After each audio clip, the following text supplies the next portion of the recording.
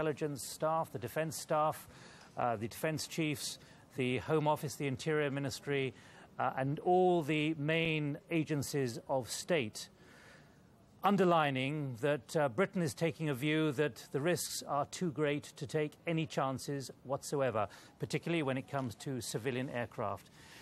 Mr. Blair said that airport security will be now at the highest possible level. He said that there will be no flights from the United Kingdom without that highest security. But perhaps more significantly, he said flight paths of all civilian aircraft over London and, if I understood correctly, built-up areas will be redirected and no private planes will be given permission to fly. He also said that defence facilities will be, as he put it, on the highest state of alert. He underlined the urgency of all this by saying that the Civil Contingencies Committee, which is a crucial committee in the British government responsible for the managing of crises and emergencies, would be convened whenever it has to be convened given the security situation. That from Tony Blair, the British Prime Minister, a few minutes ago, underlining what he called draconian measures introduced, and he asked for public understanding of why they had to be introduced at this time, just 5 hours after an extraordinary series of horrific events involving 4 aircraft in the east of the United States. 2 symbols of America's enduring power there have been attacked. 2 hijacked planes crashed into the Twin Towers of the World Trade Center in New York, causing both buildings to collapse. This is the scene in New York City as the second plane hit the second tower. You can see there the fireball as the second tower was hit. The first tower was already ablaze after being hit by a first plane a few minutes earlier. We believe, and it's reported, that these planes had been hijacked. Then, a short time later, in Washington, a third plane crashed into defense headquarters at the Pentagon. It's not yet known how many people were killed there, but at least 50,000 people were working in the World Trade Center. The 2 cities have now been plunged into chaos. Troops and the National Guard militia are now attempting to evacuate the whole of the lower part of Manhattan. Hospitals in New York are overwhelmed with casualties. Many have horrendous burns, according to doctors. There are no indications so far of who is behind the attacks. Leaders from around the world have condemned the attacks. We've just heard Tony Blair saying that Britain stands shoulder to shoulder until this evil is driven out. Ministers of the European Union have said the attacks are the worst on the United States since Pearl Harbor. President Bush said those responsible would be hunted down. He said they would be punished. It came out of the clear blue sky on a mild fall morning in Manhattan. At first, no one knew what had happened. Could it have been an accident? Surely nobody would fly into the Twin Towers of the World Trade Center on purpose. But 8 minutes after those first pictures, the full startling reality of what was going on became clear. In slow motion, you can see a Boeing 767, a passenger plane, crashing into the South Tower.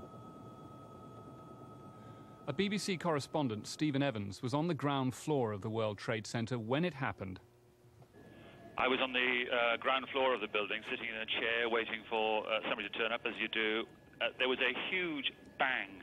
It felt to me like somebody dropped a skip full of rubbish, a great container full of rubbish from a very great height. At which point, smoke appeared everywhere, as though a mist had suddenly settled on the building. We all streamed out, some people running, some people crying, nobody really screaming, across the road, and you look up, and you can see the top of one of the towers, smoke billowing out from it. It is hard to imagine what must have been going through the minds of people on the streets below. There's people jumping out of windows. I've seen at least 14 people jumping out of windows. It's horrific. I can't believe this is happening. We heard a big bang, and then we saw smoke coming out, and everybody started running out, and we saw the plane on the other side of the building, and there was smoke everywhere, and people are jumping out the windows. Over there, they're jumping out the windows, I guess because they're trying to save themselves. I don't know. President Bush was visiting a school in Florida. And I've ordered that the full resources of the federal government go to help the victims and their families, and to conduct a full-scale investigation to hunt down and to find those folks who committed this act. Terrorism against our nation will not stand. And now, if you join me in a moment of silence.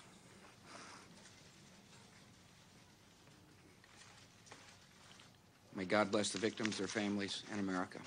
Thank you very much. But it wasn't over, not by a long way. Almost as soon as the president had finished speaking, another airliner crashed on or near the Pentagon, the headquarters of the American Defense Department, causing panic in the nation's capital, Washington, D.C. The White House was evacuated, and there was what looked like an attack on the State Department, which runs American foreign policy. Back in New York, firefighters were in the basement of the World Trade Center, wondering if the building above them was safe. But the nightmare went on and on. And it was all live on American television. First, one of the towers collapsed. Thanks very much. Completely collapsed. The whole side has collapsed? The whole building has collapsed. The whole building has collapsed? The building has collapsed. That's the southern tower you're talking about. Exactly. The second building that we witnessed the airplane enter. The emergency services had cleared an area around the towers, but they'd not yet succeeded in evacuating the building. The people still inside had seen the other tower go and waved in desperation, but it was too late. And then the World Trade Center, proud symbol that it was of the wealthiest city in the world, was no more.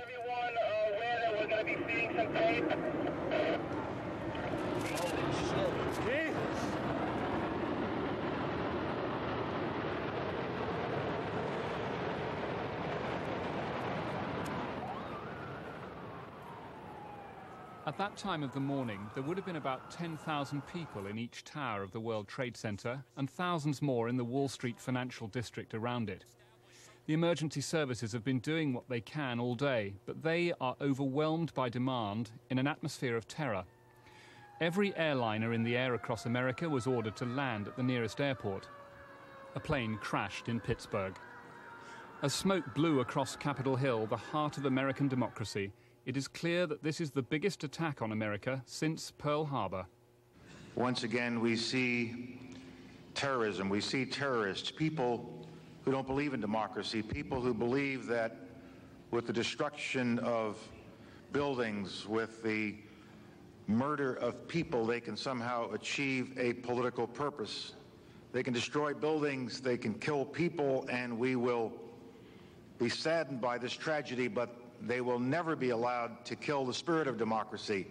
They cannot destroy our society. They cannot destroy our belief in the democratic way. In a brief break in the day, firefighters could embrace each other, but it will be many hours before their work is done, and many years before the full story of what this day means is told. David Loyne, BBC News. Catastrophe then for 4 civilian aircraft on the eastern seaboard of America. Fergus Walsh talks us through the sequence of events so far known. It began in Boston when 2 passenger aircraft were hijacked by terrorists. These were United Flight 175 and American Airlines Flight 11, both bound for Los Angeles. They were forced to fly to the World Trade Center in New York. A third plane was hijacked at Washington Dulles Airport. That was American Airlines Flight 77, again bound for Los Angeles. It was flown to the Pentagon in Washington. A fourth aircraft, United Airlines Flight 93, from Newark to San Francisco, crashed southeast of Pittsburgh. Now, the World Trade Center in New York was the 4th tallest building complex in the world, 1,350 feet high. The Twin Towers dominated the skyline of lower Manhattan. The first impact was just before 9 a.m. New York time, 2 p.m. here. The hijacked aircraft crashed into the 80th floor of the North Tower, each tower being 110 stories high. Now, 8 minutes later, a second plane crashed into the South Tower around the 65th floor. The World Trade Center is the largest commercial complex in the world. It's effectively a mini city. 50,000 people work inside. It has 90,000 visitors every day. The casualties inside and on the ground are unknown. What we do know is that American and United Airlines say the 4 aircraft involved had a total of 266 passengers and crew on board. Now, within an hour, the Twin Towers had collapsed. Now, unlike most conventional skyscrapers, which have lots of interior columns to give strength to the building, the exterior walls of the World Trade Center bore most of the load, so the direct attacks were enough to weaken the buildings and lead to their collapse. Now, let's turn to Washington. Within 45 minutes of the attacks on the World Trade Center, another hijacked plane had crashed in a direct hit on the Pentagon. One side of the 5-sided building was completely destroyed. Just over 30 minutes later, a car bomb exploded outside the State Department. Again, there's no figure on casualties. American fighters are now patrolling the skies above New York, Washington and other key locations to guard against further attacks. American military and government buildings across the world are on high alert. Other tall buildings in the US, such as the Sears Tower in Chicago, have been evacuated. America's day of horror is still unfolding. Fergus Walsh there with some of the details. Well, reaction to the attacks on the World Trade Center in New York City and the Pentagon in Washington, D.C. have come from leaders around the world. Here's Geeta Gurumurthy. Soon after the first explosions in New York, President Bush spoke of his shock and horror at the unfolding tragedy. Today, we've had a national tragedy. 2 airplanes have crashed into the World Trade Center in an apparent terrorist attack on our country. I have spoken to the Vice President, to the Governor of New York, to the Director of the FBI, and have ordered that the full resources of the federal government go to help the victims and their families and to conduct a full-scale investigation to hunt down and to find those folks who committed this act. Terrorism against our nation will not stand. Worldwide, there was a sense of growing disbelief as thoughts turned to who was to blame. A Palestinian group, the Democratic Front for the Liberation of Palestine, denied initial reports that it was responsible. We deny our responsibility, but we call upon the American administration to review their attitude and their policy towards the Palestinian question, because this policy arouses the anger and the hatred of our people and of all Arab and Islamic peoples. But some in the Middle East were celebrating in the streets, here at Damascus Gate in Jerusalem. But the Palestinian leader Yasser Arafat expressed his sympathies. First of all, I am offering my condolences, the condolences of the Palestinian people to the American President, President Bush, to his government, to the American people for this terrible act. We are completely shocked, unbelievable.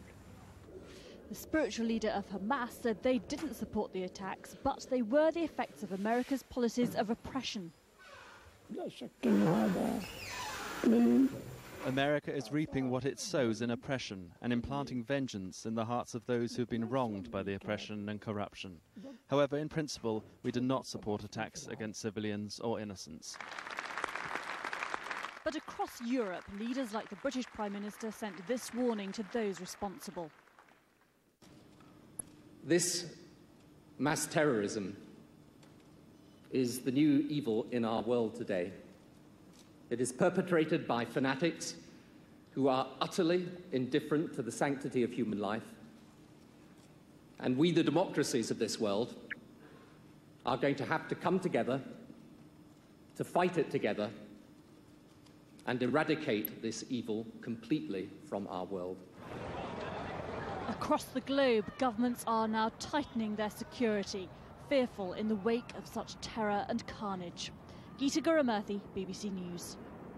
Well, let's now go to New York City, where about 5.5 hours ago, the horror began unfolding with this incident when a second plane flew in to the second of the World Trade Center towers. A first plane already having flown into the right hand of the towers. You can see there the damage and the smoke already billowing out. Well, let's now go live to New York City, to that location, to Jane Stanley, who's on the corner of 6th Avenue and Grand.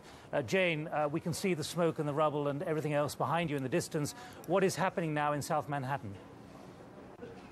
Well, South Manhattan down here just behind me is effectively closed.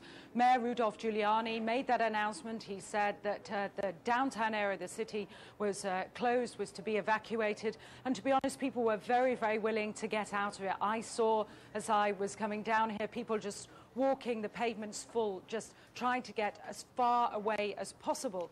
Though, of course, at some point later in the day, they're going to have to try to get home for the evening, and that's going to be incredibly difficult because this whole downtown area is the hub of many subway lines going into Brooklyn, into Queens. It's like a city that's completely in chaos, completely disrupted, doesn't know where it's at. Now, the National Guard has already been mobilized by Rudy Giuliani, the mayor. What are the other implications for this enormous city, particularly the fact that the financial heart in Wall Street has essentially been ripped apart by these two explosions? The implications are huge. This was the busiest area of Manhattan. 50,000 people, as we know, worked in the World Trade Center alone. Tens of thousands more in the areas around that. The Empire State Building, which is just behind me on this side, another huge building, has been evacuated. People, the whole area almost ground to a halt. You can probably hear yet another one of a stream of emergency vehicles, that one an ambulance constantly ferrying away from the area. It's an emergency scene. There's nothing else happening there, and I can't see much recovery very quickly. The damage here is enormous. Jane, let's talk about the human side. You live in New York with our BBC colleagues. You're one of, what, 10 or 11 million people.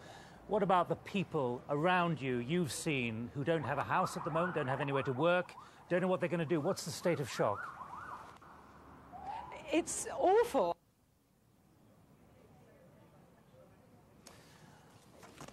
Well, that's symptomatic of the communications difficulties we have with New York City, because many of the communication systems are actually connected via scanners and transmitters and receivers up on the top of the World Trade Center, including all the mobile phone systems.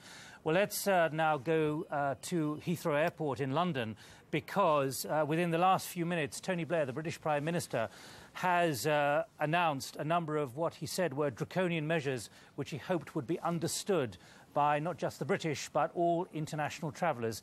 Robert, you're at Heathrow. Planes are moving around, but there is now almost a blanket being put on movements of planes. Sorry, Nick, you timed that just as a plane took off. Try that one again. Well, Tony Blair, a few minutes ago, inside Downing Street, was issuing a number of new regulations which sound very draconian, particularly indicating that there would be no flight paths over London.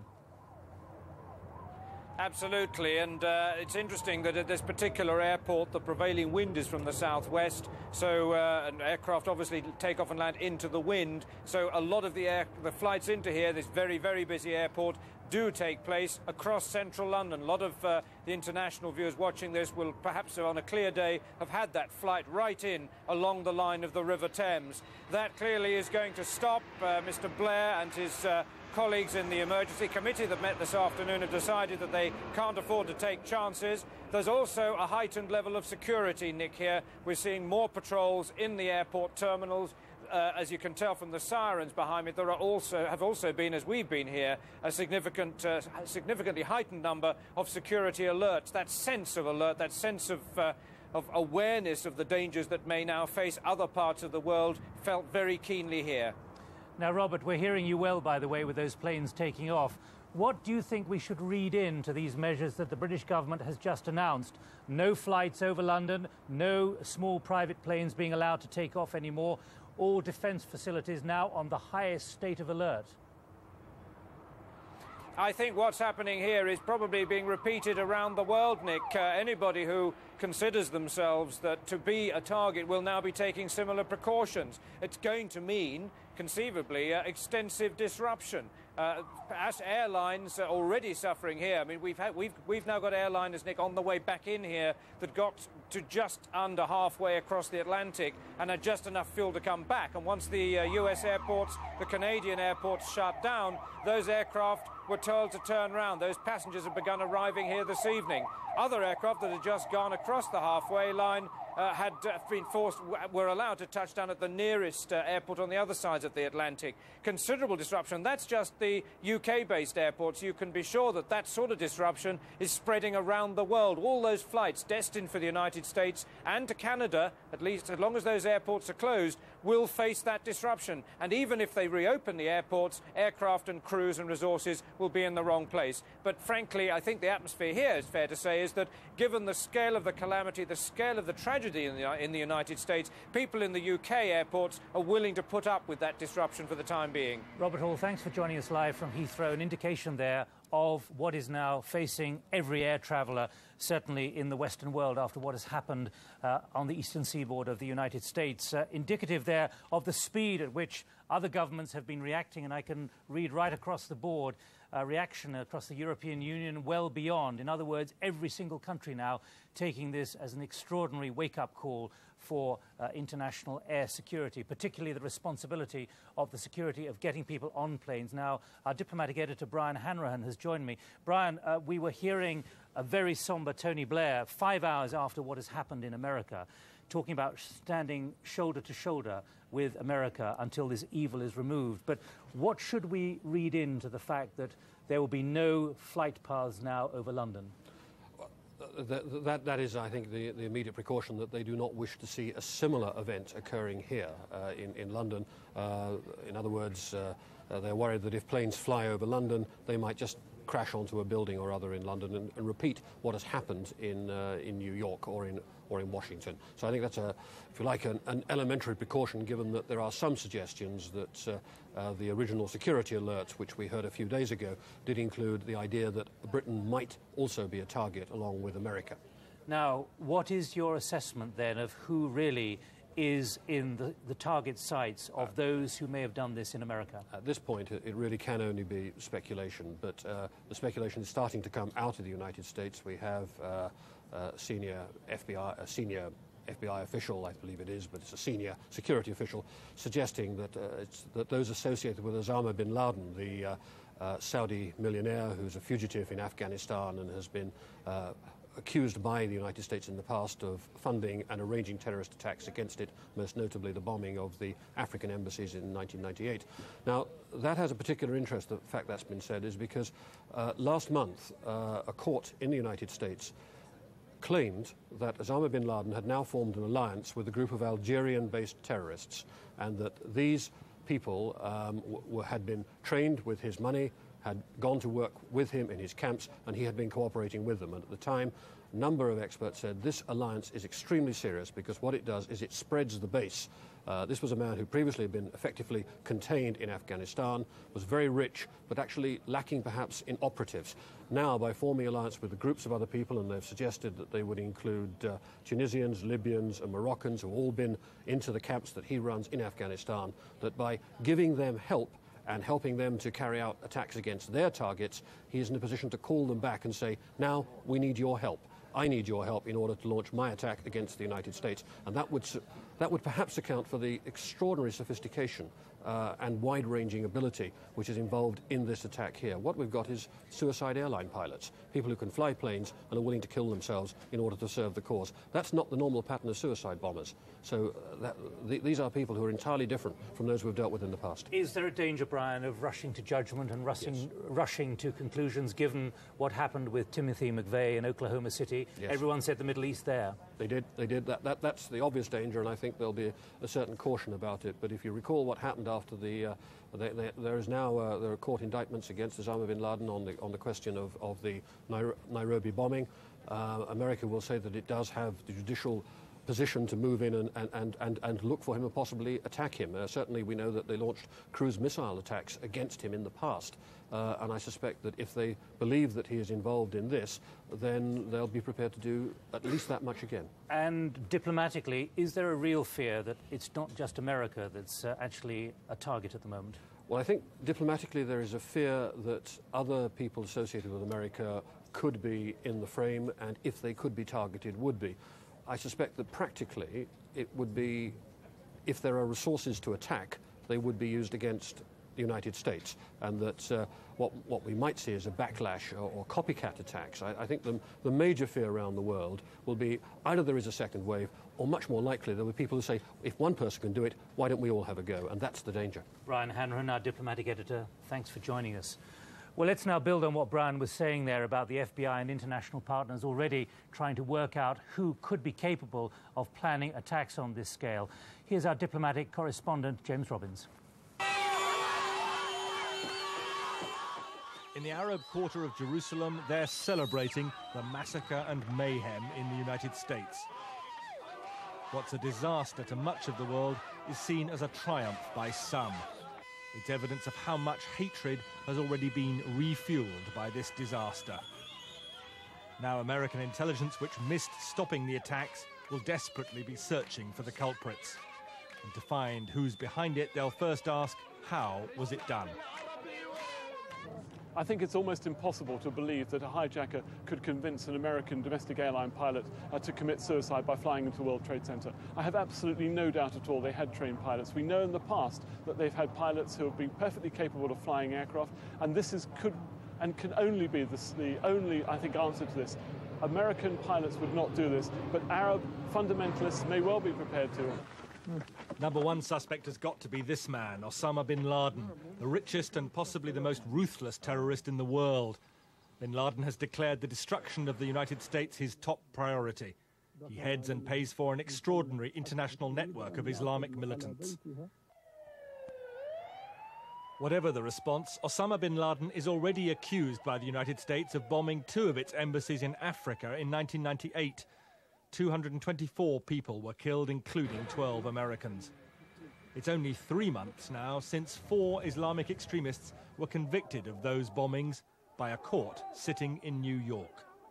Osama bin Laden was named by American federal prosecutors as the mastermind of these killings and a string of other attacks. Bin Laden is also suspected of involvement in this previous attack on today's major target, the World Trade Center. This bombing in 1993 killed 6 people and blew a 60-foot hole through 4 basement levels of the building. And this evening, many Palestinian and other Islamic militant organizations are distancing themselves from today's attacks. Perhaps they're fearful of American retaliation. A leading Middle East analyst in Britain hopes the blame won't fall on the entire Arab world. It will stigmatize many innocent people, law-abiding people who have settled in the West. But what can states do? You've got to be practical. Before today, the worst terrorist attack inside the United States was the Oklahoma bombing of 1995. And it was an American, Timothy McVeigh, who was convicted and executed for that mass killing. But tonight, nobody seriously believes Americans have been killing their own. And the mastermind for these latest attacks is being sought outside America's borders. James Robbins, BBC News. So what of President George Bush's determination now? He was in Florida when the first incidents began. He then flew to Louisiana at an Air Force base. He promised to hunt down and punish those responsible for the attacks. Freedom itself was attacked this morning by a faceless coward. And freedom will be defended. I want to reassure the American people that the full resources of the federal government are working to assist local authorities to save lives and to help the victims of these attacks. Make no mistake, the United States will hunt down and punish those responsible for these cowardly acts. I've been in regular contact with the Vice President, Secretary of Defense, the National Security Team, and my cabinet. We have taken all appropriate security precautions to protect the American people.